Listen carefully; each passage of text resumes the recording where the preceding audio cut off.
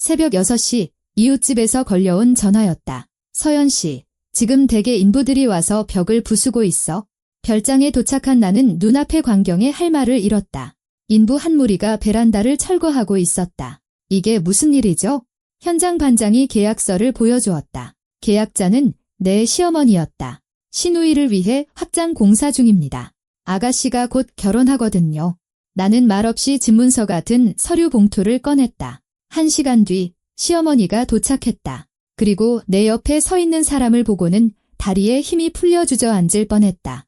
이 흥미진진한 이야기에 빠져들기 전에 잠시 시간을 내어 당신이 어느 나라에서 우리와 함께하고 있는지 알려주시면 감사하겠습니다.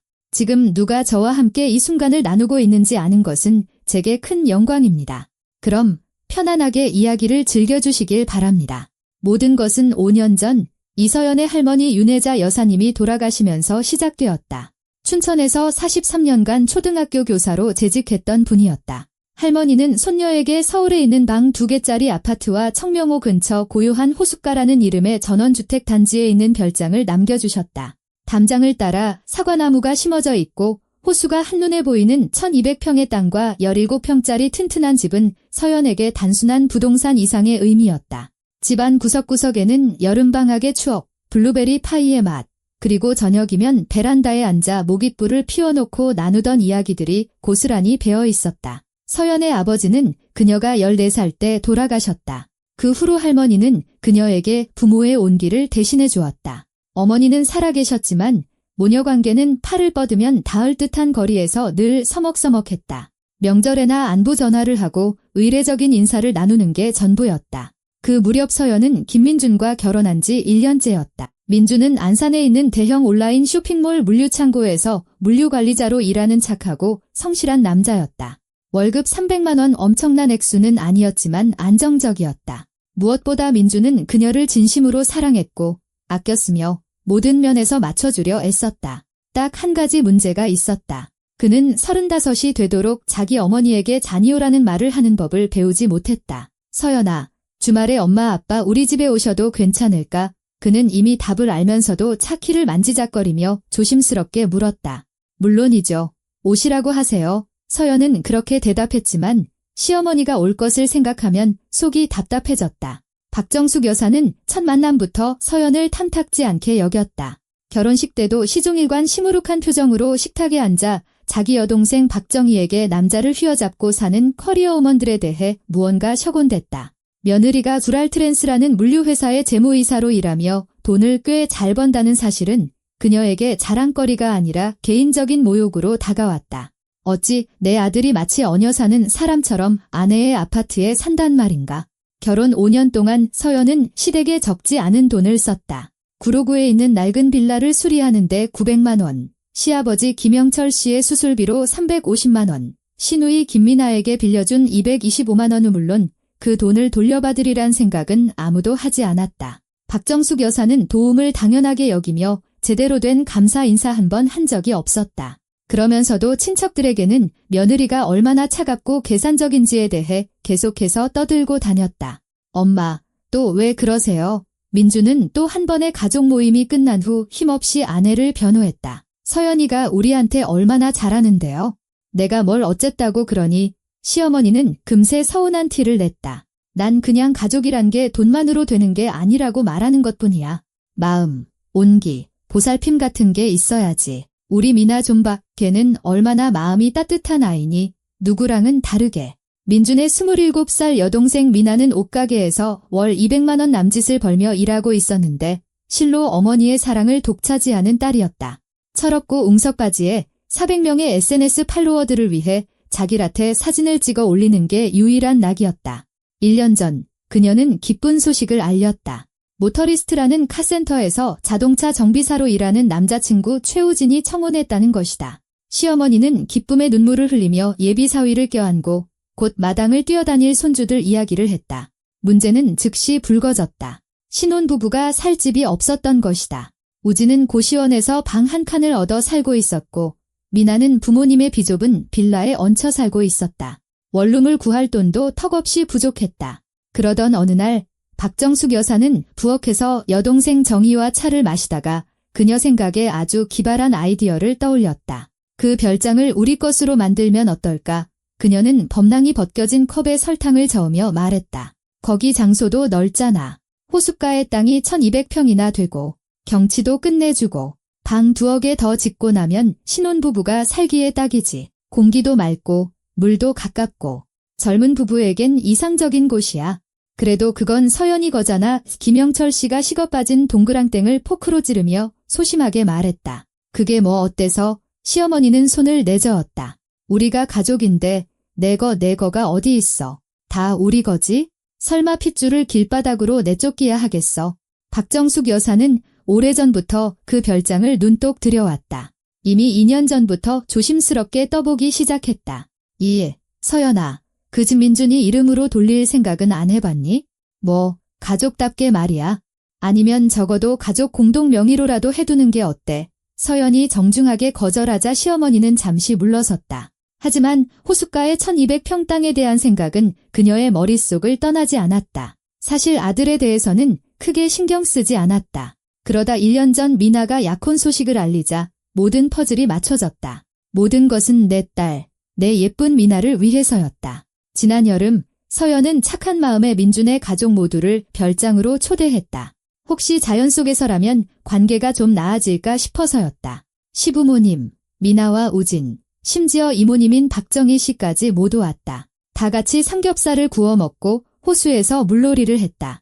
박정숙 여사는 텃밭에서 딴 오이가 돌아가신 친정어머니가 담그신 것처럼 아삭하다며 칭찬까지 했다. 그 방문 이후 그녀는 별장이 이제 온 가족의 공동 재산이며 행동에 나설 때가 되었다고 완전히 마음을 굳혔다. 민준아, 아내랑 별장 이야기 좀 해봐. 그녀는 확장 계획을 세운 지 일주일 후에 아들에게 전화했다. 우리 미나가 남편이랑 살 곳이 있어야지. 엄마, 그건 서연이 별장이에요. 할머니한테 물려받은 거잖아요. 민준은 아내 옆 소파에 앉아 그녀의 눈치를 보며 우물쭈물했다. 그게 무슨 상관이야. 인색하게 굴지 마. 다 내 여동생 좋으라고 하는 일이잖아. 민준은 이야기해보겠다고 약속했다. 그리고 물론 이야기하지 않았다. 불편한 대화를 어떻게 시작해야 할지 몰라 하루하루 미루기만 했다. 게다가 1년 전 그는 자발적으로 어머니에게 별장 예비 열쇠를 주었다. 혹시 겨울에 수도관이라도 터질까 봐 만약을 위해서라며. 서연은 반대했지만 좀스러운 사람으로 보이고 싶지 않아 잠자코 있었다. 박정숙 여사는 아들이 용기를 내기까지 2주를 기다리다가 결국 직접 행동하기로 결심했다. 계획은 간단했다.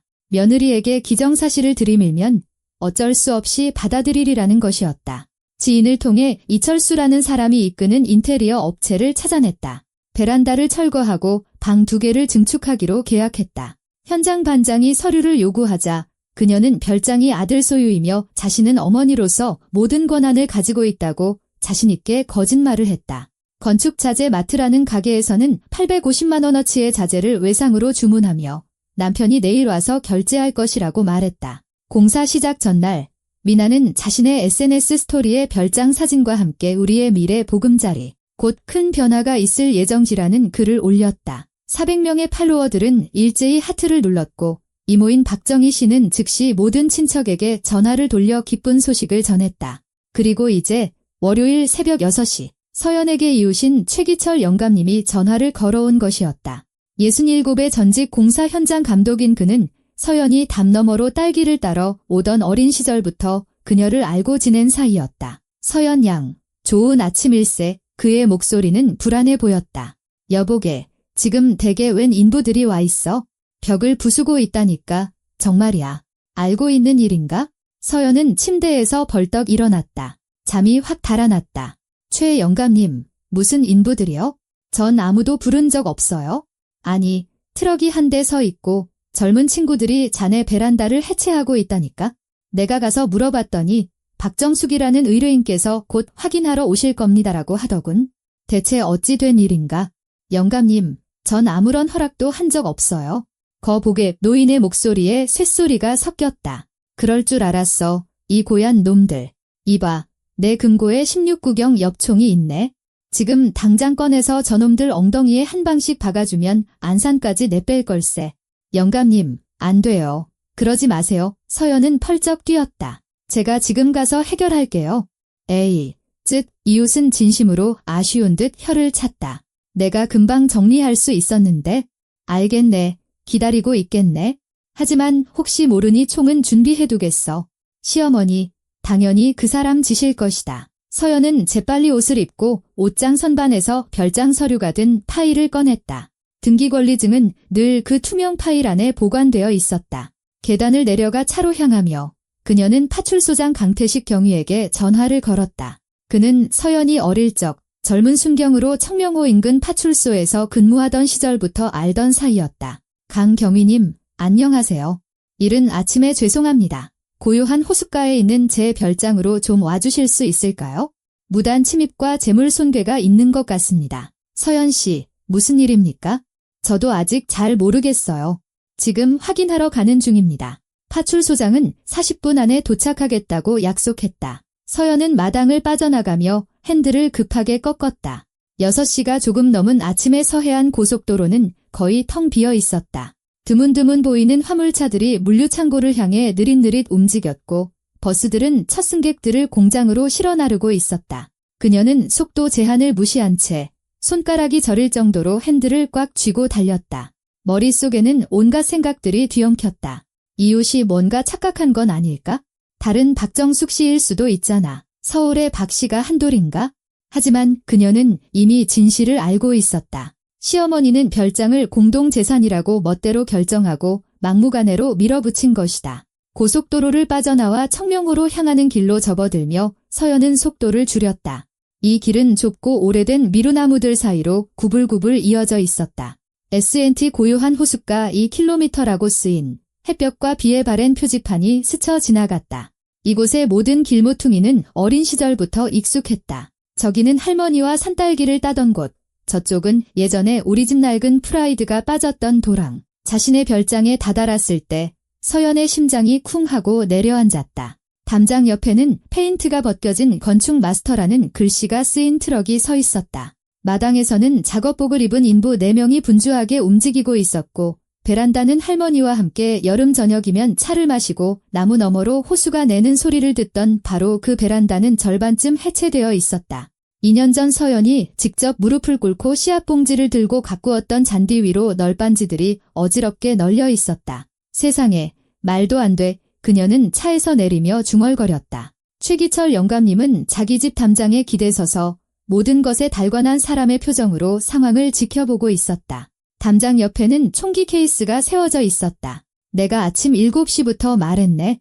주인 허락도 없이 시작했으니 점심 먹기 전에는 다 못 지을 거라고. 서연이 다가가자 그가 나지막이 말했다. 듣지를 않더군. 젊은 것들은 다들 혈기왕성해서 자기들이 제일 똑똑한 줄 알지? 서연은 목소리가 제대로 나올 것 같지 않아 고개만 끄덕이고는 대문을 통해 안으로 들어갔다. 그녀는 50살쯤 되어 보이는 햇볕에 그을린 얼굴과 희끗희끗한 귀밑머리를 한 건장한 남자에게 다가갔다. 그는 마침 젊은 인부에게 해체한 널빤지를 어떻게 쌓아야 하는지 설명하고 있었다. 책임자이신가요? 잠시 뵐 수 있을까요? 남자가 돌아보며 그녀를 위아래로 훑어보았다. 청바지, 스웨터, 헝클어진 머리. 네, 제가 현장 반장 이철수입니다. 누구시죠? 저는 이 집 소유주, 이서연입니다. 이 공사를 누구에게 의뢰받으셨죠? 이철수 반장은 짙은 눈썹을 미간으로 모으며 인상을 썼다. 어떤 아주머니요?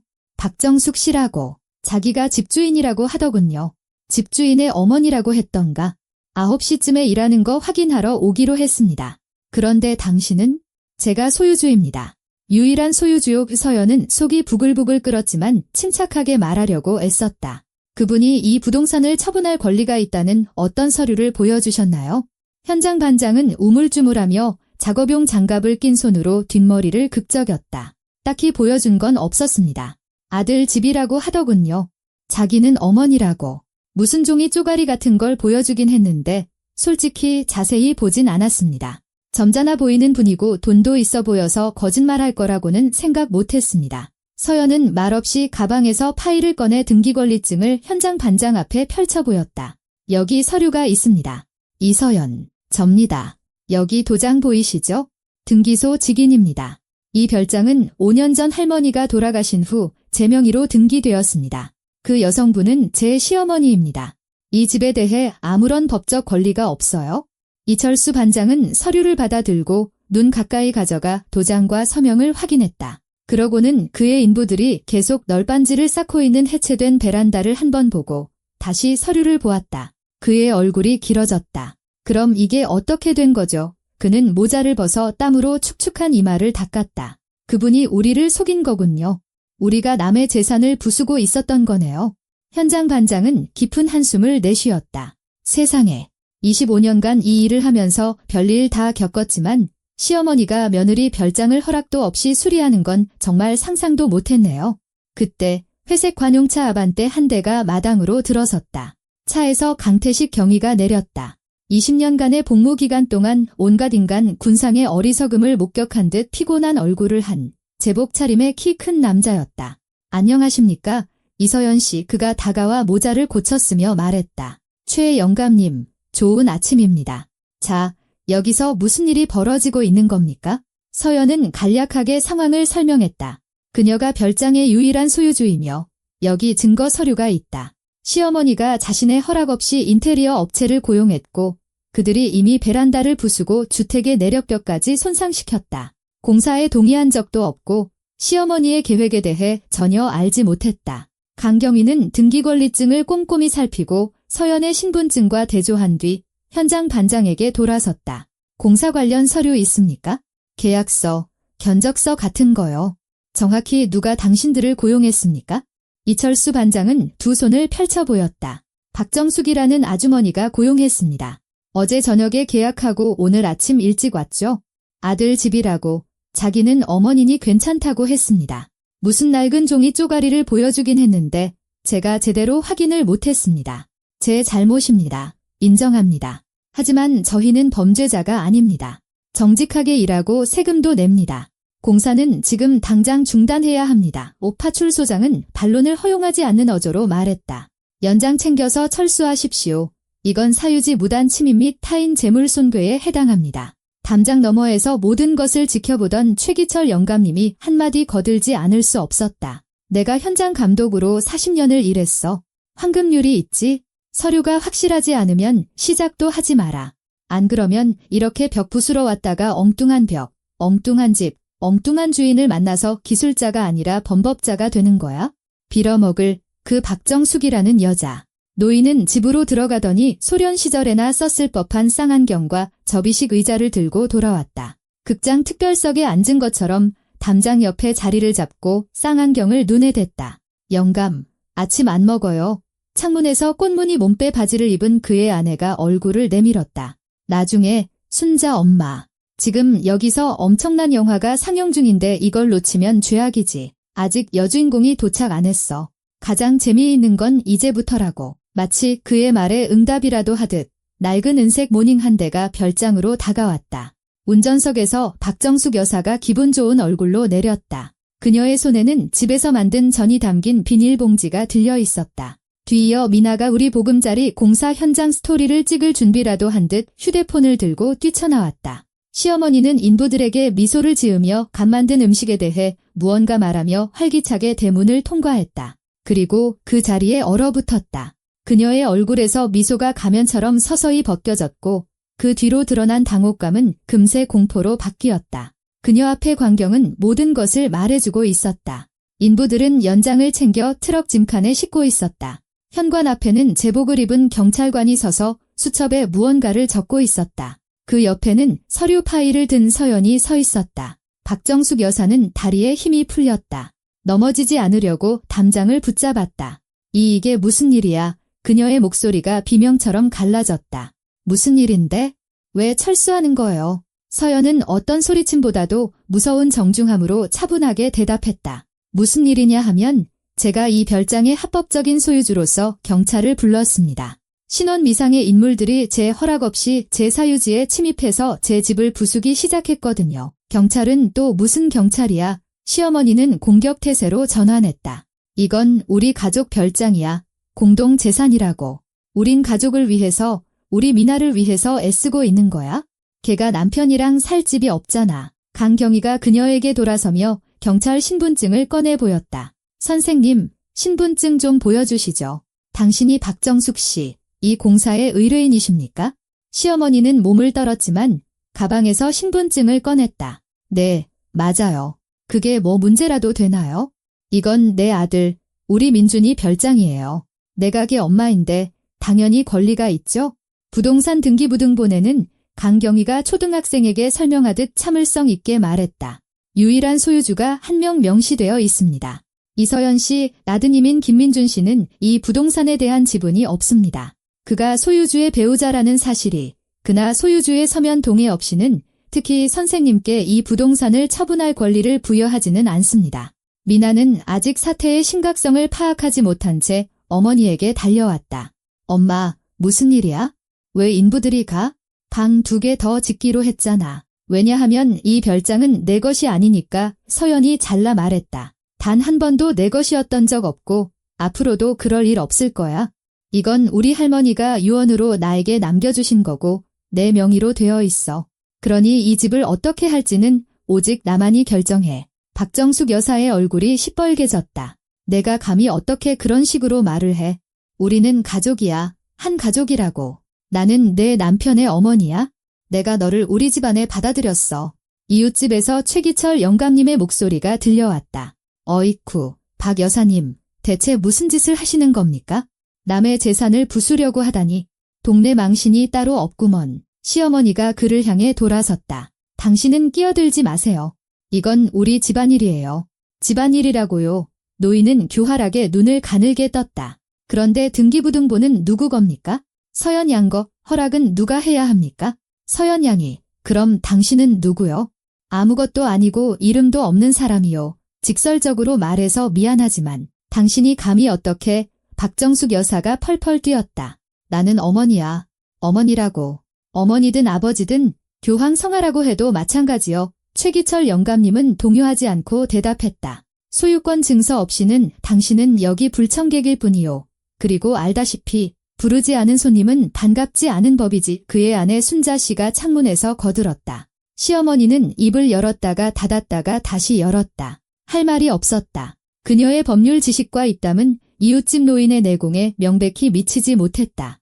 좋아, 그녀는 이를 갈며 말했다. 누가 여기 주인인지 두고 보자고. 뭘 두고 볼 게 있소. 노인이 어깨를 으쓱했다. 서류 있고 도장 있고 주인도 있구먼. 미안하지만 당신은 그냥 허탕친 거요. 인생이란 그런 거지? 서연은 시어머니를 향해 돌아섰다. 당신은 제 남편의 어머니지만 제 허락도 없이 인부들을 고용해서 제 집을 부수라고 명령했습니다. 법적으로 이것은 타인의 재물을 손괴한 행위입니다. 형법 제366조에 해당하죠. 강경희님께서 이미 모든 것을 기록하셨습니다. 강경희가 고개를 끄덕이며 확인해 주었다. 맞습니다. 발생한 피해액에 따라 과태료 처분의 행정적 책임을 지거나 혹은 최대 2년의 징역형에 처해질 수 있는 형사적 책임까지도 물을 수 있습니다. 조사해보겠습니다. 시어머니는 파운데이션으로도 가릴 수 없을 만큼 창백해졌다. 미나는 입을 벌렸지만 아무 말도 하지 못했다. 그녀의 세계관에서는 이런 식의 전개는 존재하지 않았다. 현장 반장 이철수 씨가 작업용 장갑을 벗으며 서연에게 다가왔다. 죄송합니다. 사장님, 저희가 속았습니다. 합법적인 일인 줄 알았죠. 그냥 평범한 공사라고 생각했습니다. 그는 인부들을 향해 돌아섰다. 자, 여보게들, 빨리 짐 싣고 철수해. 아직 출장비도 못 받았어. 작업비랑 운송비 해서 200만 원입니다. 박정숙 여사가 펄쩍 뛰었다. 무슨 200만 원이에요? 당신들은 아무것도 안 하고 부수기만 했잖아요. 그건 저희 문제가 아닙니다. 이철수 반장은 재킷을 잠그며 차분하게 대답했다. 저희는 일하기로 계약했습니다. 와서 시작했고요. 시간 썼고 기름 썼고 자재도 일부 썼습니다. 당신이 주문을 취소했으니 그건 당신네 가족 문제죠. 우리는 우리 몫을 일했습니다. 돈 주십시오. 떠나기 전 현장 반장은 서연 옆에 차를 세우고 명함을 건넸다. 제대로 된 수리가 필요하시면 연락 주십시오. 집주인이 알고 있고 서류가 확실할 때는 저희 일 잘합니다. 이런 뜻밖의 일 없이요. 트럭이 아침 이슬에 젖은 땅에 깊은 바퀴자국을 남기고 떠나자 박정숙 여사는 울음을 터뜨렸다. 하지만 그것은 뉘우침의 눈물이 아니었다. 자신의 교활한 계획이 실패한 사람의 분하고 쓰라린 눈물이었다. 너우 그녀는 얼굴에 마스카라를 번지게 하며 서연에게 손가락질했다. 내가 다 망쳤어. 전부 다 우린 가족을 위해서, 미나를 위해서 노력했는데 걔는 한 달 뒤면 결혼인데 살 집도 없단 말이야. 그런데 너는 내 남편의 친어머니를 무슨 범죄자 취급하며 경찰에 신고해. 미나도 어머니를 따라 울부짖기 시작했다. 언니, 왜 이렇게까지 해요? 우린 그냥 잘해보려고 한 건데 우리 가족이잖아요. 오빠랑 저 정말 살 곳이 없단 말이에요. 서연은 헝클어지고 눈물범벅이 된 채 뻔뻔한 무력함 속에서 초라해 보이는 두 사람을 바라보았다. 그리고 지난 5년간 관계를 개선하려 했던 노력, 끝없는 양보, 아니요라고 말해야 할 때 침묵했던 시간들로부터 오는 무겁고 먹먹한 피로감만을 느꼈다. 당신들의 주거 문제는 당신들 문제예요. 살 곳이 없다면 아파트 살 돈을 모으거나 주택담보대출을 받거나 방을 얻거나 부모님과 함께 사세요. 하지만 제 허락 없이 제 재산을 마음대로 처분하려 한 것은 범죄예요. 그리고 부서진 베란다에 대해서는 널빤지 하나하나까지 전부 다 갚게 될 겁니다. 강경위는 체계적으로 현장 검증 조서를 작성하고 관용 태블릿으로 해체된 베란다, 손상된 벽, 잔디 위에 쌓인 널빤지 더미를 촬영했다. 박정숙 여사는 진술서를 작성하며 공사를 조직하고 인부를 고용한 사실을 인정했지만 그것이 공동의 가족 재산이라고 생각했다며 우리는 가족이니까요 라고 계속 주장했다. 이웃집에서 쌍안경으로 모든 장면을 지켜보던 최기철 영감님은 아내에게 돌아섰다. 순자 엄마, 차랑 샌드위치 좀 내와. 이제 막간인 것 같은데 이 막은 더 재미있을 것 같은 예감이 들어. 경찰이 떠나고 시어머니와 딸이 계속해서 푸념하며 민준에게 이르겠다고 으름장을 놓으며 모닝을 타고 사라진 후 서연은 폐허 속에 홀로 남았다.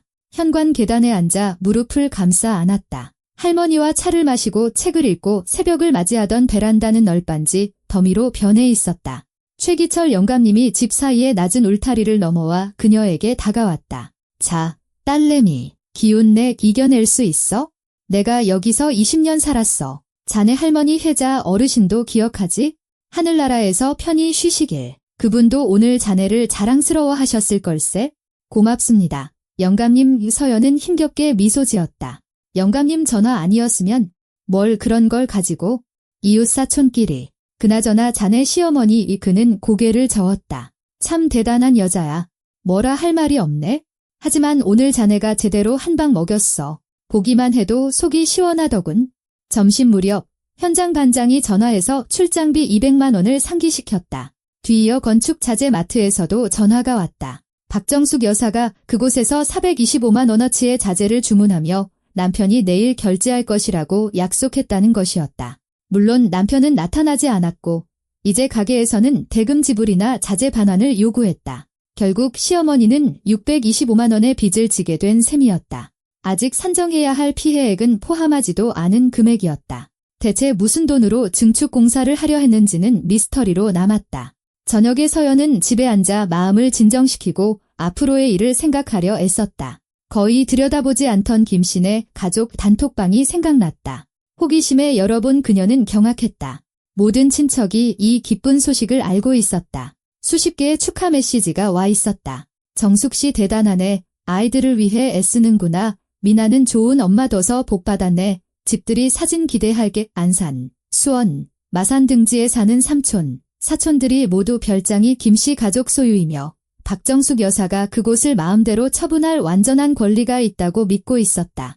이제 그들 모두가 진실을 알게 될 것이고 그것은 온 친척들 앞에 공개적이고 처참하며 잊을 수 없는 망신이 될 터였다. 전화가 울렸다. 화면에 민준 남편이라는 이름이 떴다. 서연은 이미 무슨 이야기가 오갈지 알면서 전화를 받았다. 서연아, 남편의 목소리는 마트에서 길을 잃은 아이처럼 당황해 있었다. 엄마가 전화해서 막 우시더라. 내가 경찰을 불렀다고. 하마터면 체포될 뻔했다고 하시던데 대체 무슨 일이야? 서연은 감정을 배제하고 간결하게 사실을 설명했다.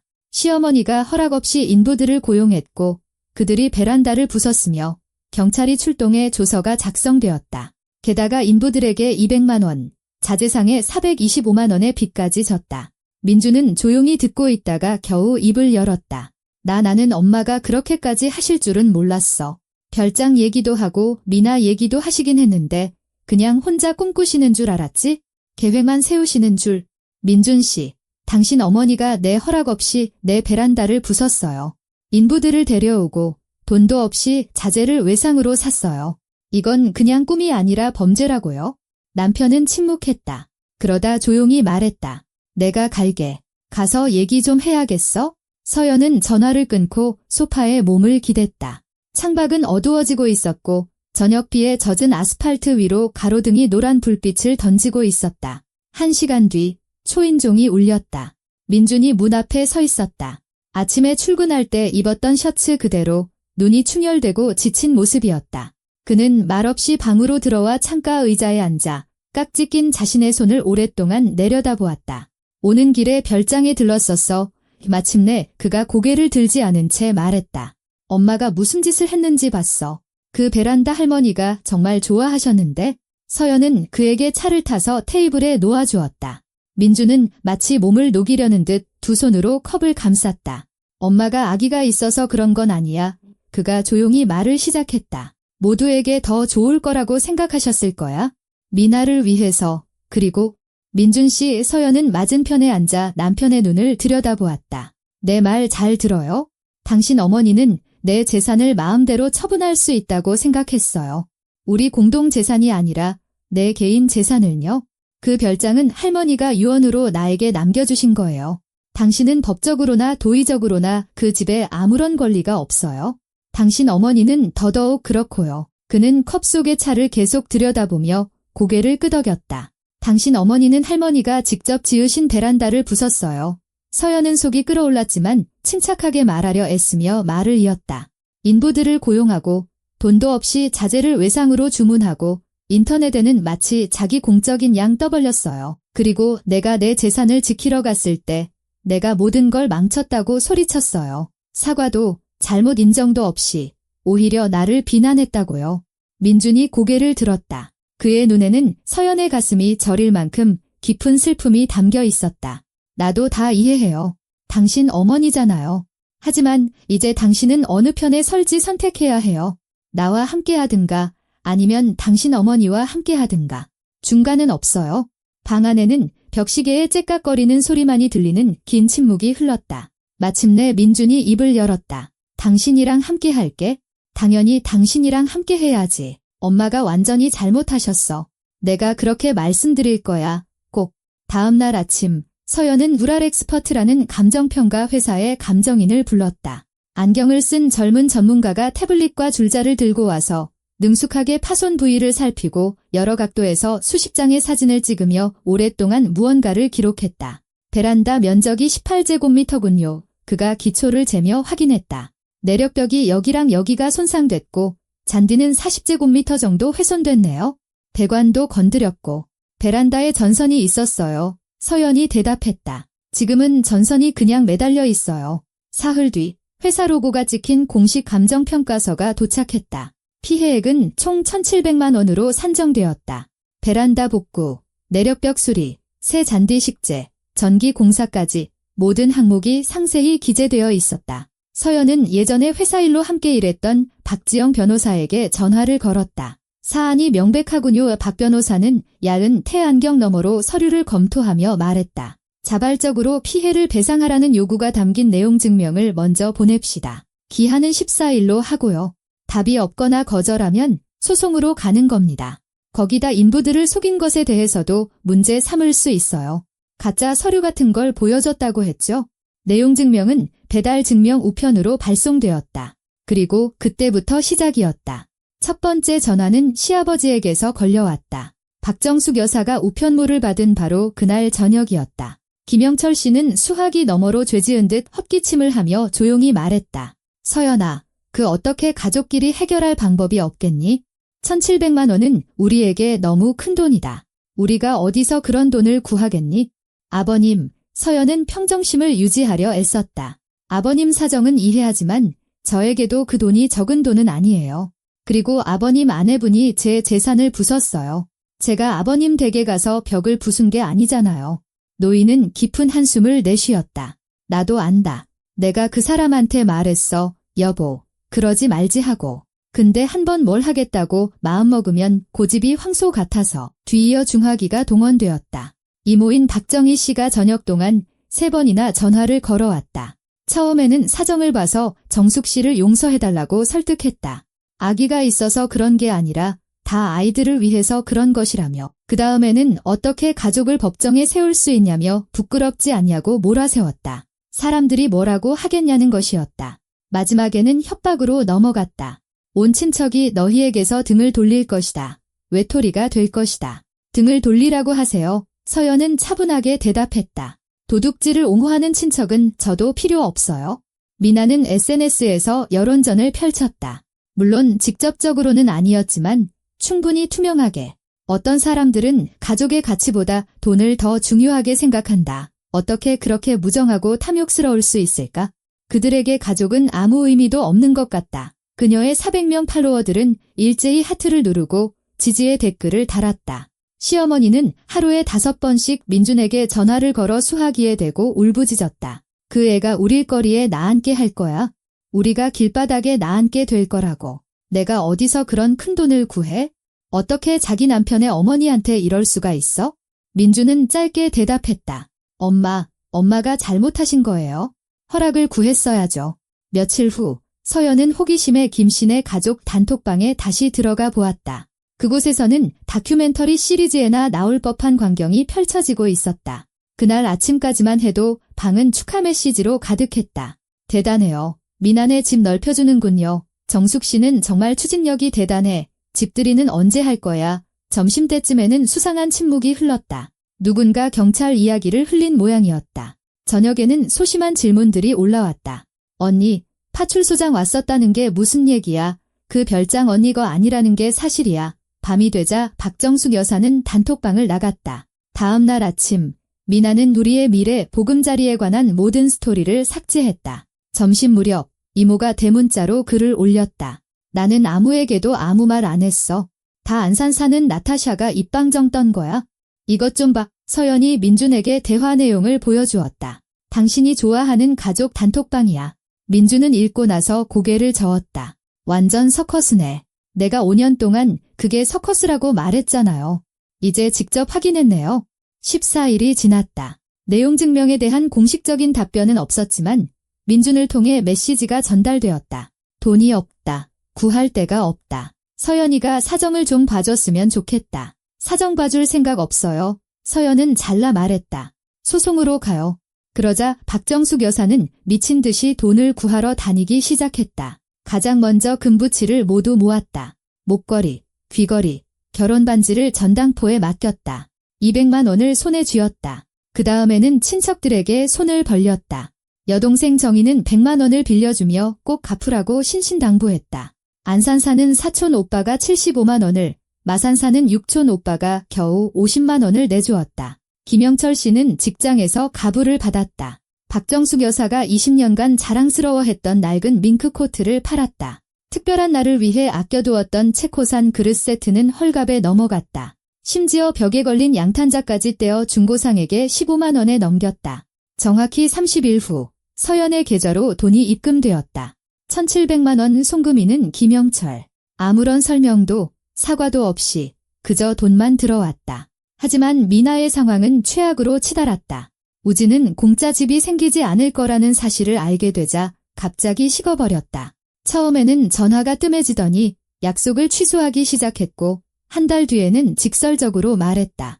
미나야, 결혼은 좀 미루자. 너희 집안에 무슨 다툼이 있는 것 같은데 좀 껄끄럽네. 그리고 2주 뒤 그들은 완전히 헤어졌다. 미나는 울었고 시어머니도 함께 울었다.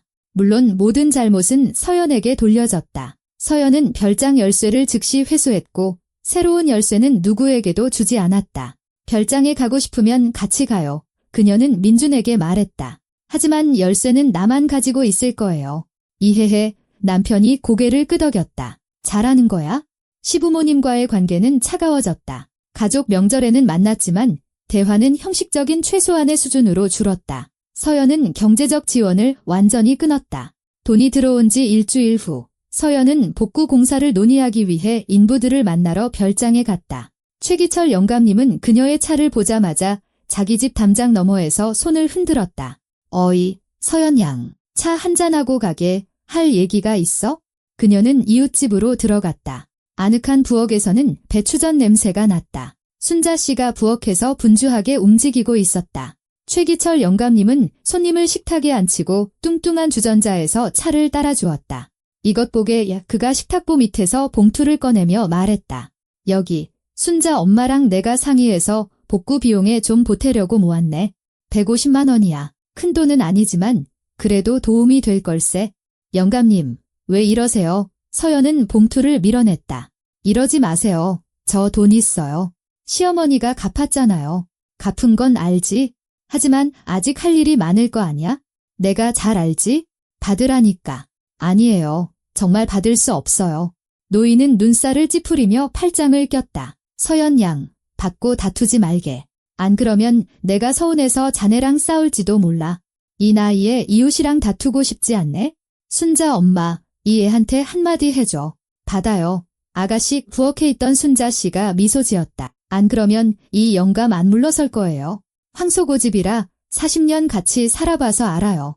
우리 마누라는 혀가 참 길어. 최기철 영감님이 악의 없이 투덜거렸다. 자, 받을 건가?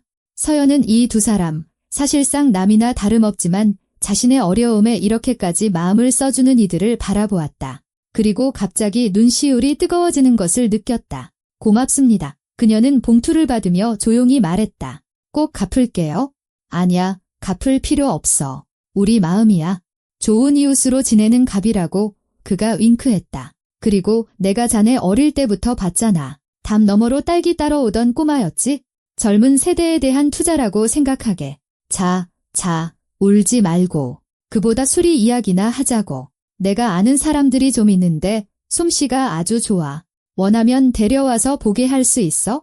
그 트럭 몰고 온 친구들보다 훨씬 싸게 해줄 걸세. 이틀 뒤 서연의 별장에는 최기철 영감님의 오랜 친구인 김반장이라는 희끗희끗한 머리에 건장한 남자가 이끄는 3명의 인부들이 나타났다. 그들은 작업 현장을 둘러보고 혀를 차더니 이철수 반장이 제시했을 법한 가격보다 200만 원이나 저렴한 가격을 제시했다. 3주면 끝납니다. 김 반장이 약속했다. 베란다도 새로 짓고 벽도 메우고 배선도 새로 깔아드리죠. 이전보다 더 좋게 만들어 드릴게요. 약속합니다. 그리고 일주일 뒤 서연이 공사 진행 상황을 확인하러 별장에 왔을 때 그녀를 위한 깜짝 선물이 기다리고 있었다. 마당에는 3명이 아니라 다양한 연령대의 남자 7명이 분주하게 움직이고 있었다. 누군가는 널빤지를 다듬고 누군가는 전선을 당기고 누군가는 시멘트를 개고 있었다. 영감님 우서연은 자기 집 마당에서 새 문틀을 설치하는 것을 지휘하고 있는 이웃을 발견했다. 이분들은 누구세요? 어디서 이렇게 많은 분이 오셨어요? 노인은 교활하게 눈을 가늘게 떴다. 왜? 마음에 안 드나? 내 옛날 직장 동료들이야. 김 반장이 불렀지? 나도 몇 명 더 불렀고. 주말인데 어차피 할 일도 없는데 도와주러 온 거지? 하지만 이분들께는 인건비를 드려야 하잖아요. 아니야, 그럴 필요 없어. 그냥 우정으로 와준 거야? 내가 말했지? 젊은 아가씨가 곤경에 처했다. 시어머니가 별장을 다 부숴놨으니 도와줘야 한다고. 그래서 다들 와준 거야? 의리, 알지. 서연은 할 말을 찾지 못했다. 그저 서서 이 낯선 사람들이 서로 이야기를 나누고 농담을 하고 소리치며 자신의 집을 복구하는 모습을 바라보았다. 인생이란 그런 거라네. 딸내미 최기철 영감님이 그녀 옆에 서서 나지막이 말했다. 모든 게 돈으로만 되는 건 아니야. 때로는 그냥 사람들이 서로 돕는 거지. 그게 옳은 일이니까. 그녀는 너무 일찍 세상을 떠난 아버지를 떠올렸다. 언제나 부족했던 바로 이런 남자의 어깨, 조언, 지지가 얼마나 그리웠는지 생각했다. 어머니는 곁에 있었지만 늘 한 걸음 떨어져 있는 듯한 거리감이 있었다. 그런데 여기서 어린 시절부터 알던 이웃집 아저씨에게서 서연은 오랫동안 받지 못했던 것을 문득 발견했다. 고맙습니다. 그녀가 말했다. 모든 게 다 고맙습니다. 뭘 그런 걸 가지고? 그보다 차나 끓여와 일꾼들 배고프겠네. 베란다는 3주가 아닌 2주 만에 복구되었다.